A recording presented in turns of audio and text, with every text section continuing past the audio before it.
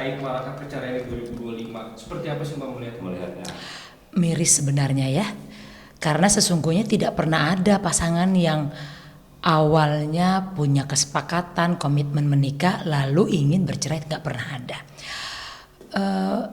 Ini tidak menjadi sebuah fenomena kalau dalam pandangan saya, tapi sebuah situasi yang perlu diwaspadai dan perlu menjadi garis besar yang kita harus lihat gitu. Ada apa sih sebenarnya? Mengapa di waktu-waktu terakhir ini keputusan orang itu mudah sepertinya untuk berpisah? Walaupun di setiap kasus kan berbeda latar belakangnya. Artinya ini kan kasuistik konteksnya. Nah karena ini kasuistik, memang keputusan untuk berpisah melalui perceraian tersebut pastinya sudah melalui pertimbangan yang panjang. Saya pribadi tidak akan pernah masuk dalam ranah pribadi itu. Namun kita nanti akan bisa melihat bahwa setiap perpisahan ini pastinya akan punya dampak bagi kedua belah pihak, suami istri, dan jika ada anak di dalamnya akan berdampak juga bagi anak. Oke, apa sih Mbak yang membuat begitu banyak perceraian? Apa karena ada yang nggak sepadan gitu mungkin Mbak? Pernikahan itu basisnya adalah komunikasi, gitu ya. Dan pernikahan itu dibangun untuk menuju tujuan bersama. Jadi komunikasi ini sebagai alat untuk mencapai tujuan bersama. Nah dalam perjalanannya kan hidup kita ini nggak selalu mulus. Ada aja godaan lah gitu ya, tantangan lah gitu. Entah itu dari diri sendiri atau dari pihak luar. Nah apapun persoalannya baik dari dalam diri maupun dari luar, pernikahan itu rentan dan berpeluang untuk mengalami konflik. Kalau sudah ada konflik, jika itu diolah bisa meredup, hilang konfliknya. Namun kalau nggak diolah, konflik akan semakin tajam. Nah konflik yang semakin tajam inilah yang suatu saat bisa memunculkan keputusan untuk berpisah karena sama-sama nggak kuat, sama-sama nggak tahan.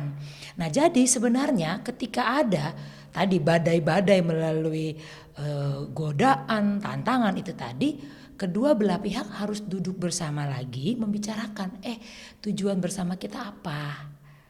Kalau kita udah nggak sama, ini tujuannya mau nggak kita untuk membicarakan agar kita kembali pada tujuan bersama.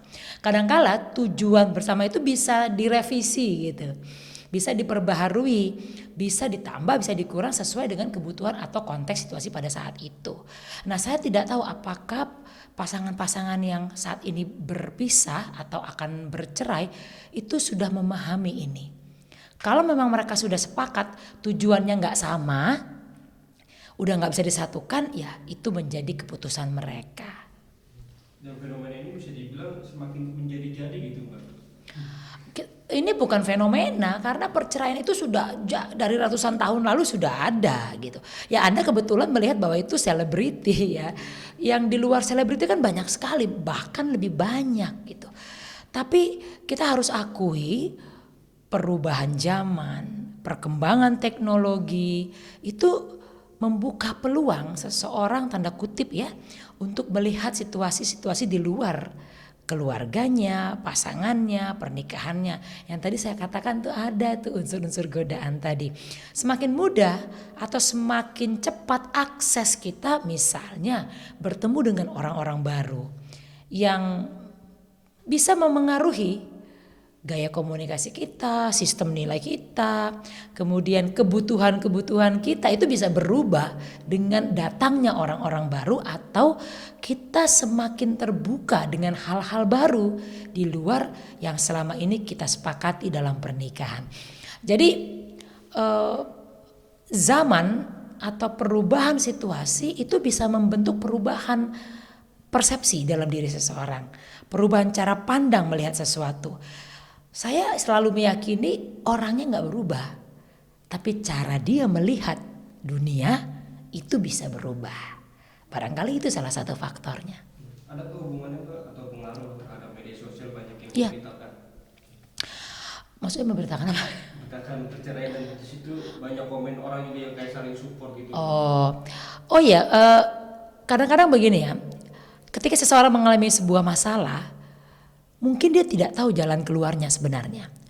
Barangkali perceraian juga bukan jalan keluarnya. Namun ketika ada orang-orang di sekitarnya yang memberikan penguat misalnya, penguat itu belum tentu positif ya. Penguat-penguat untuk melakukan tindakan-tindakan yang mengarah pada perceraian atau perpisahan. Boleh jadi dia merasakan sebuah dukungan begitu. Atau dia melihat orang lain melakukan perpisahan. Oh menurut dia berarti gak apa-apa. Atau dia melihat banyak kok perceraian yang tidak memberikan dampak buruk.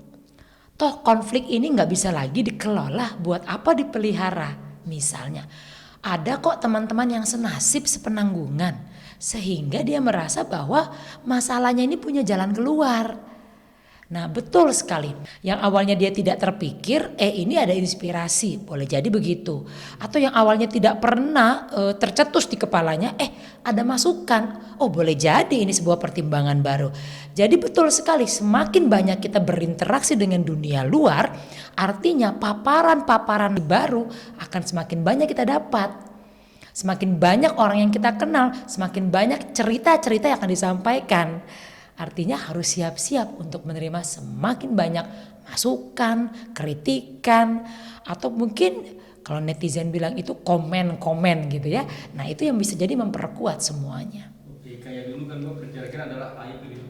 Iya. Malah diubah di media sosial. Iya, karena tadi saya katakan bahwa orang semakin bisa melihat dengan mudah dan cepat hal seperti ini banyak dilakukan orang. Nah, jangan salah ketika hal tertentu dilakukan secara kolektif, ada kalanya itu menjadi sebuah tanda kutip kebenaran umum atau kebenaran yang umum berlaku, lebih tepatnya begitu. Nah, kalau sudah kolektif itu dibenarkan, masyarakat tidak lagi merasa salah, tidak lagi merasa sulit, tidak lagi merasa malu gitu ya. Yang mungkin dulu gak banyak yang tahu gitu. Apalagi sekarang itu terekspos, dan ketika diekspos pasangan yang mengalami perceraian tidak merasa itu sebagai sebuah beban. Menyampaikan apa masalahnya bahkan sampai seperti itu. Atau menceritakan kronologis atau keburukan dari pasangannya. Bisa dibayangkan. Sehingga yang lain yang awalnya gak mau ngomong merasa oh gak apa-apa ini. Berarti boleh itu disampaikan dan itu boleh dilihat banyak orang. Nah semakin sering itu dipaparkan pada kita, tadi saya katakan, kita bisa membangun sebuah persepsi baru. Bahwa secara umum ini diperbolehkan. Tentang melihat tren jadi janda dan udah lebih happy gimana? Nah, ini saya gak bisa komen secara umum ya, tapi kasus-kasus itu bisa dilihat satu persatu. Kan kita juga masih tahu bagaimana perjalanan mereka dalam melalui pernikahan. Ada pernikahan-pernikahan yang memang banyak sekali konflik. Selalu perang gitu. Jadi tidak pernah bahagia. Nah intinya manusia itu hidupnya mencari bahagia. Lah kalau bahagia itu sudah tidak bisa dibangun, tidak bisa lagi dirasakan, barangkali jalan terakhir adalah mencari bahagia yang lain. Nah ini harus selesaikan dulu, ya itulah perpisahan tersebut. Nah predikat atau label widow ya bahasa bagusnya gitu, janda, duda, tidak lagi menjadi sebuah persoalan ketika mereka merasa lepas dari bebannya. Apa gunanya mereka punya sebutan suami atau istri, utuh pernikahannya, tidak rusak secara administrasi, tapi bahagianya gak dapat. Barangkali itu pertimbangannya. Sehingga kalaupun ada label itu, toh secara kolektif masyarakat sudah bisa menerima sekarang. Tidak lagi memberikan label-label buruk gitu. Bahwa orang yang single sekarang sudah bisa hidup dengan lebih mapan, lebih produktif. Mereka bisa lebih happy ya, lebih bisa cari uang dengan lebih mudah misalnya. Sehingga tidak ada salahnya menyandang hal tersebut. Toh nantinya mereka akan mencari kebahagiaannya melalui cara-cara yang mereka nyaman dan mereka sukai. Mungkin kalau tren itu lebih ke orang-orang yang kasusnya karena KDRT dan Iya. dinafkahi mungkin lebih tepat ya Mbak.